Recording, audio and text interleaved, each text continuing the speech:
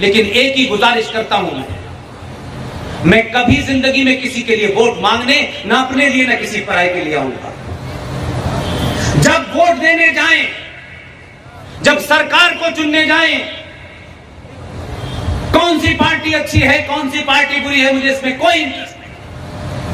Button दबाने वाले दिन घर से निकलने के बाद और बटन दबाने तक अपनी नीयत को बांध के जाएं।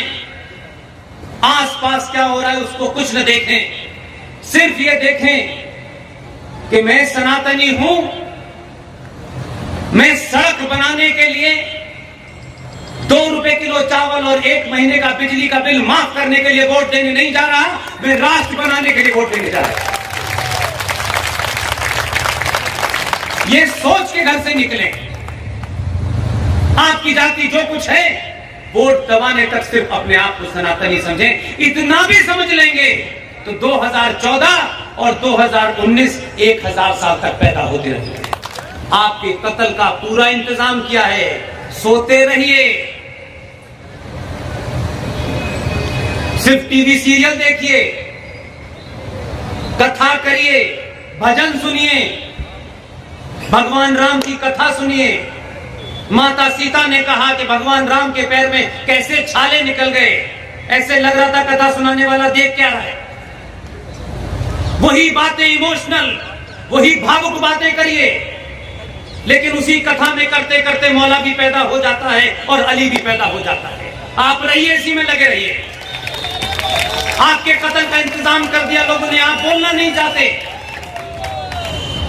उसी की कड़ी का 40 सेक्शन का अगला हिस्सा यह कहता है कि वेदांती जी को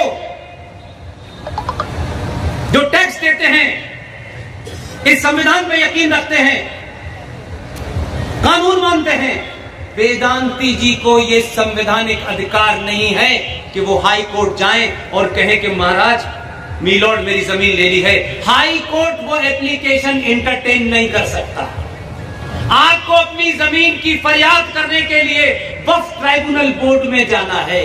उर्दू में एक कहावत है कि जो आपके कातिल हैं वही आपके मुंसिफ भी हैं। ये कानून बना करके 2013 में संसद में पास करके रख दिया है।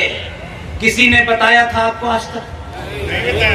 भाई साहब, आपके मकान की छोटी सी जमीन का टुकड़ा 2 सगे भाइयों के बीच में 10 गज इधर और 10 गज इधर चला जाए, सगे भाइयों के बीच में 20 साल मुकदमा चलता है, कई कत्ल हो जाते हैं। आप वो समाज हैं, लेकिन आपके राष्ट्र का सौदा हो गया है, आपको पता तक नहीं है, क्योंकि आप अपने स्वार्थ में डूबे हुए हैं। आपको लगता है सरकार का काम है, सरकार करेगी, हम क्यों करेंगे? हमारा काम तो पेट्रोल का प्राइस कैसे बढ़ा, प्याज कैसे महंगी हो गई, उतारो गड्डी से। हम तो प्याज और पेट्रोल के दाम पे सरकार गिराते हैं। दुनिया के सबसे मजाकिया हंसी का पात्र बने हुए हैं दुनिया। हम किस लिए सरकार चुनते हैं यार? फ्री का चावल, फ्री की बिजली।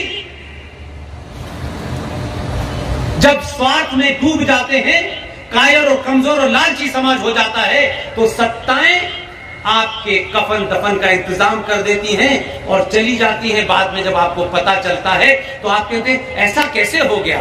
ऐसा इसलिए हो गया कि आप अपने निजी स्वार्थों में फंसे हुए हैं। और जो ताकतें 24 घंटे 24/7 अपने हितों को अपने स्वार्थों से ऊपर रखते हैं, अपने फेथ को अपने स्वार्थों से ऊपर रखते हैं, सरकारें उनकी बात चुपचाप से मान करके आपके कत्ल का इंतजाम करके चली जाती हैं। और आपको घमंड है कि हम 100 करोड़ हैं।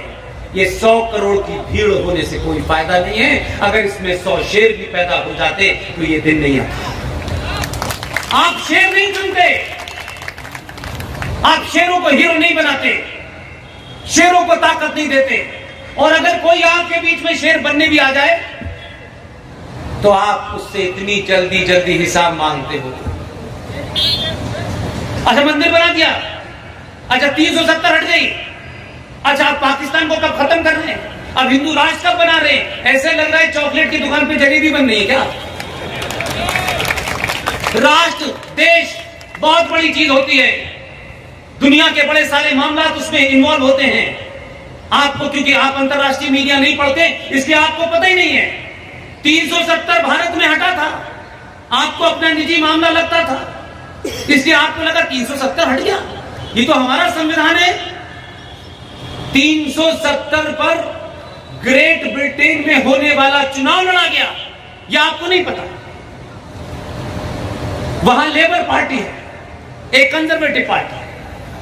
लेबर पार्टी के ऊपर भारत के मुसलमानों ने, पाकिस्तान के, बांग्लादेश के, सूडान के, इथोपिया के, दुनिया भर के सारे मुसलमानों ने, और आपको मेरी बात सच न लगे